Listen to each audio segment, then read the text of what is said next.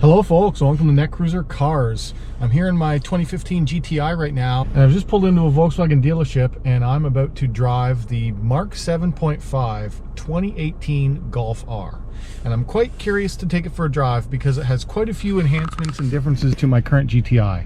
My current GTI has a stick shift. The one that I'm about to drive is a DSG, but not only is it just a DSG, it's the new 2018 and up.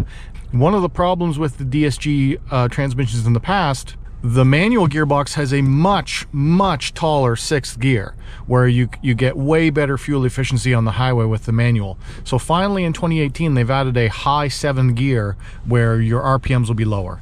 As well as this is a GTI, so I'm going to go drive a Golf R, which has the fully digital dashboard, as well as all-wheel drive and 300 horsepower. So let's go check it out. So here she is, boys. Golf R in Onyx. Just started up with the Pretoria, 19-inch Pretorias.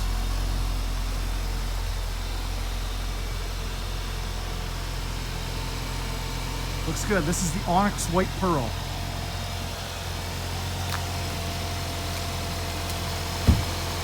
So it is a functional intercooler in there. This is dirt. This is bird poop. Yeah, looks good.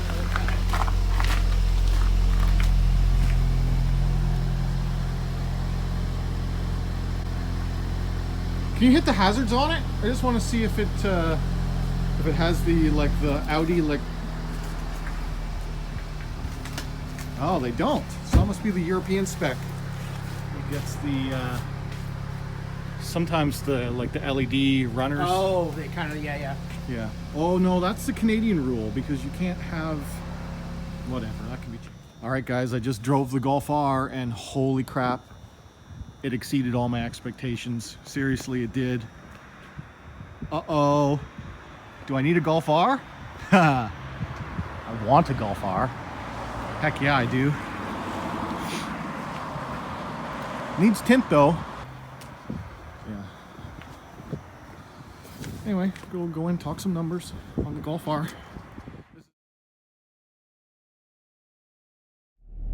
All right, so here we are in my new Golf R. Let's go for a little tour in the daytime. So far I'm finding the transmission in low speed, in my comfort setting, in drive to be even still fairly aggressive style shift response, which is nice. It makes it feel like it's a real manual because it is. It's just that I don't have clutch control.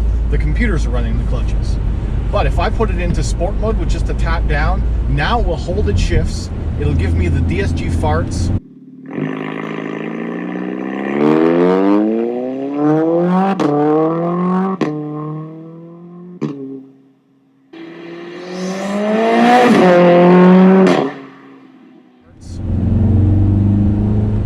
not going to do it now because I just got a little one. You just hear it go. In the cabin you can hear just a, but outside it's much noisier. Anyway, I'm going to put it back into D. The car is still stone cold right now, minus 12.5 degrees Celsius. So just going to go for a little cruise here and get it warmed up. Okay, one thing I've immediately just noticed, and this is a nitpicky thing, I'll probably never be in this mode, but I put my drive mode into Eco. I'm cruising at 75 kph, and with the engine at 1500 RPM, it's kind of drony. Put your foot into it. Yeah, it's really drony. Versus you go into something like race mode.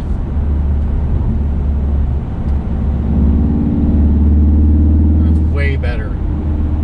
Way better. So in Eco mode, it's almost like it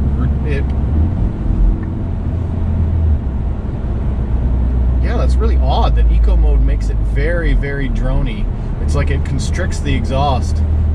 There are valves in the exhaust, but I never really knew that they would make such a big impact to the sound of it, or that it would feel drony inside. Let me go back into comfort. I do not like Eco. But the nice thing about this car is just how well it handles. I'm still in comfort mode right now, and you can pitch this thing in the corners, no problem. Its sure-footedness is amazing, and I'm still just on the winter tires that I bought. Now I bought very good winter tires. They're the Nokian WR G4. I could run those all year round if I wanted to. They're a superb tire. They should be noticeably even better than what I had on my old car. And then when it gets to be really nice summertime, we'll put on the nice 19-inch summer tires, which have Continental Conti Sport 19s, and they're a pretty sticky tire, very summer. So then you can go into race mode, and as soon as you go into race mode, you feel everything tighten up. Your steering tightens up, your suspension tightens up, your throttle response tightens up, your transmission immediately goes into sport mode, and then you can just send it.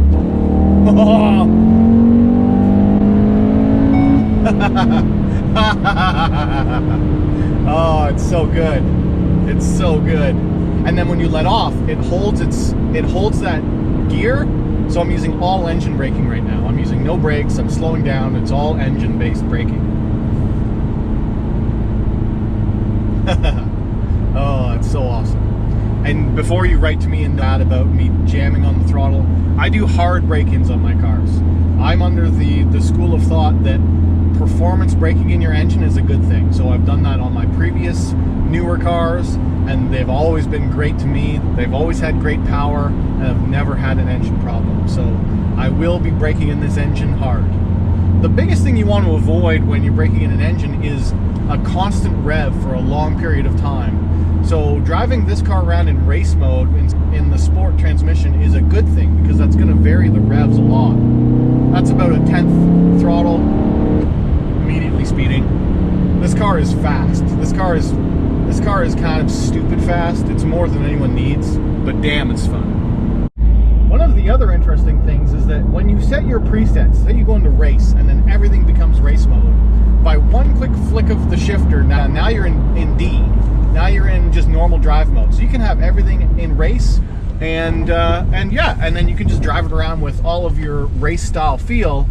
This car also has auto start stop. So if I change my mode into something like normal, and then I'm in park right now. So if I go into drive and then just roll it forward a second and then go into park, the engine should turn off. Looks like auto, maybe it's because it's not warm enough. So I'm in race mode. We're just gonna go home. Just having some fun.